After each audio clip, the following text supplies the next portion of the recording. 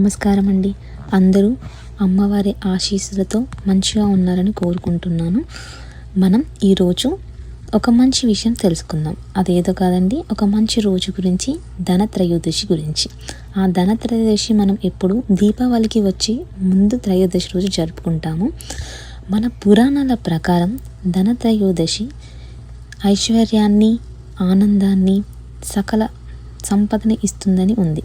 పురాణాల ప్రకారం సముద్ర మథనం సమయంలో దేవతలకు అసురులకు జరిగిన ఆ సముద్ర మథనంలో ధన్వంతరి అవతారంలో అందరికీ దర్శనమిచ్చి తనని ఎవరు పూజ చేస్తే వాళ్ళకి ఆరోగ్యం, ధనం, ధాన్యం అన్నీ ఇస్తానని మాట ఇచ్చిందంట.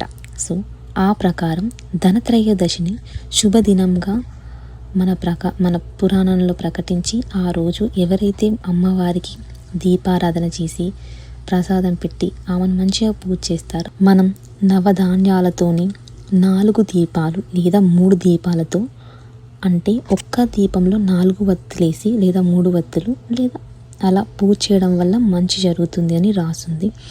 ఇంకా చాలా ఉన్నాయి, కానీ అవన్నీ చేసిన జరుగుతుంది అలా కాదని, ఇవన్నీ చేయలేదు నాకు బాగా జరగదు అంటే కాదండి. మీరు అమ్మవారి మీద ప్రేమతో ఒక్క దీపం పెట్టినా కూడా మీకు మంచి జరుగుతుంది. అది నీకు అమ్మవారికి మధ్యలో ఉన్న ప్రేమ. నువ్వు అమ్మవారిని నాకు ఈ బాధ ఉందమ్మా అని నువ్వు మనస్ఫూర్తిగా నమ్మి ఆమెకు ఒక్క దీపం పెట్టినా కూడా నువ్వు ఆమెకు దగ్గర అయినట్టే. ప్రేమ అనేది అమ్మవారికి నీకు మధ్యలో ఉండాలి, నువ్వు అమ్మవారికి ఎన్ని పెడుతున్నావని కాదు.